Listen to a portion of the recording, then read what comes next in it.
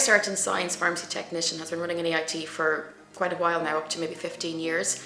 And it looks after people who would like to work in the community in the hospital environment. And it opens up the doors for them to get into the healthcare profession. We're very fortunate with this particular program. It is a professional program. It's very much hands-on. So we use a combination of teaching styles from your traditional lectures and laboratories, but we also use workshops and role plays. We have to simulate the experience when you walk into a pharmacy or when you're in a hospital environment.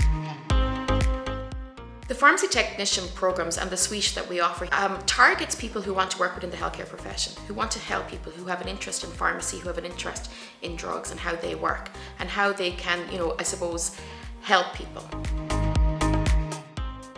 We have a full semester in year 2, which we organise ourselves here. It is the most exciting element of the programme, and people really look forward to it because it's about what you've learned in the 18 months prior, you get to put into practice. And we have fabulous host pharmacies right across the country, mainly in the Midlands, and the local hospitals have been very supportive of us over the years. So it's wonderful to see our students come in maybe shy and quiet, and then they evolve over the 18 months and they go out and they really, really, really embrace and empower themselves during placement.